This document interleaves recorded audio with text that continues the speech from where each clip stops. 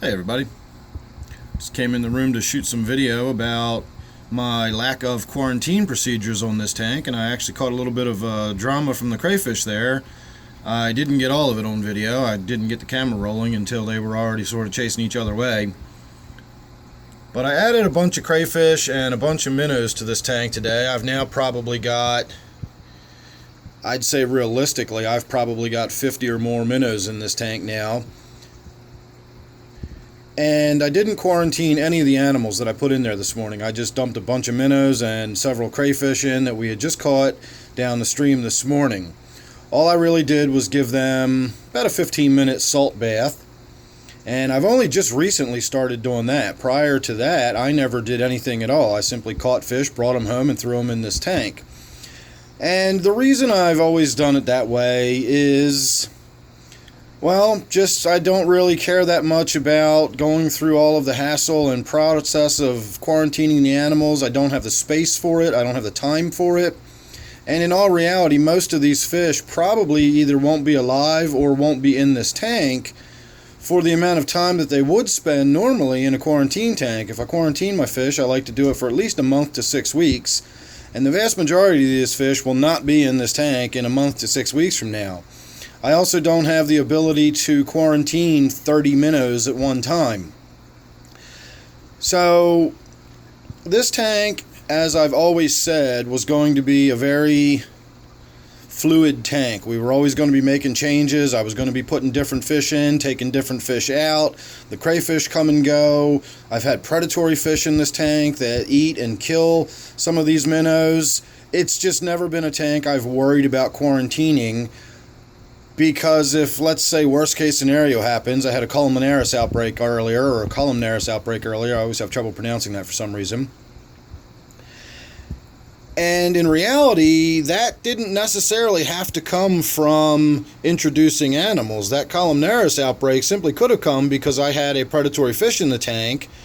And according to everything I've read, it's a bacteria that lives in the tank anyway, and stress and injury, such as living in a tank with a predatory animal, can bring on an outbreak. So I don't even know that my lack of quarantine process is what caused that columnaris outbreak.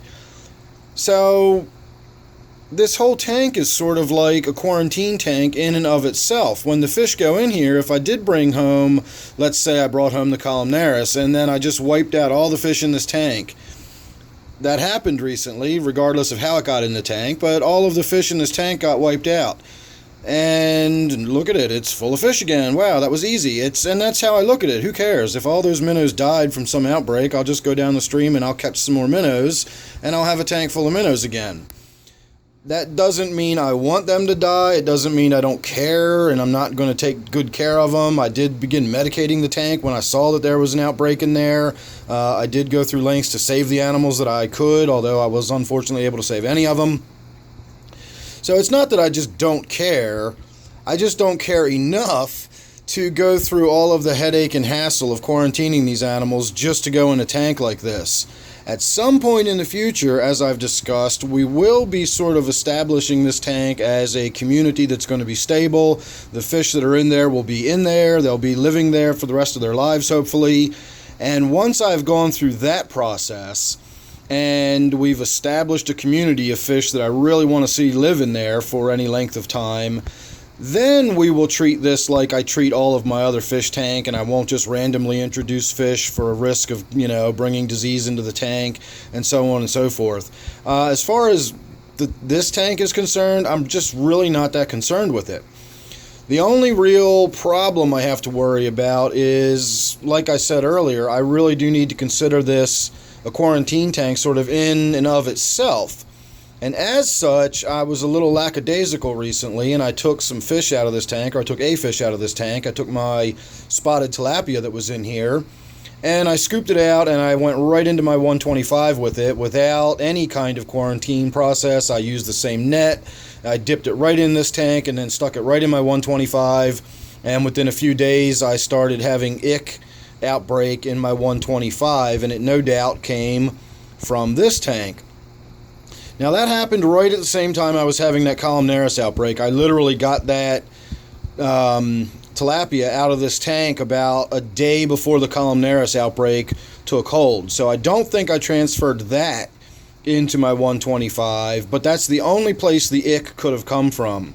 So I'm assuming that if I had not had the columnaris outbreak and treated the tank for that, I would have noticed that all of the fish in this tank started getting covered with ick, because I probably brought some ick home and put it in this tank. And then, of course, when I treated for the columnaris, I killed the ick, and that was the end of it. And so now the tank is back to looking the way it does.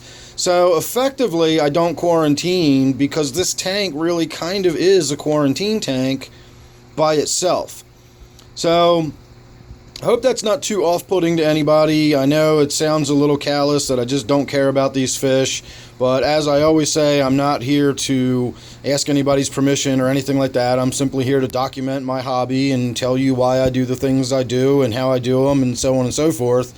You can make what you want of that or take that however you will, but those are my reasons behind not bothering to quarantine the fish in this tank. It just doesn't seem to be worth it to me. I don't have the space, I don't have the time, and none of these fish are probably going to be in here long enough to really matter in the long run anyway. We can already see this one swimming around with his face all banged up and tore up, its eyes missing. So that one's probably been struck by the Mayan cichlid or something, and he got a good shot to the face there. So chances are in the morning I'll come down here and there'll be 8 or 10 dead fish that didn't make it through the night, the shock of changing water, or the shock of getting put in a warmer tank than the stream they just came from, or possibly even aggression from this Mayan cichlid right here. And as time goes on, these fish will come and go. Eventually, as I keep saying, I promise you, this tank will settle down into being some sort of established community that has some really cool fish in it, and we will then get to watch the fish grow and age and the community develop and so on and so forth. So make sure you're subscribed and you won't miss any of that. That is down the road a ways, but it will get to it. Don't forget, this one is my native tank. Thanks again for watching. See you real soon in the next one.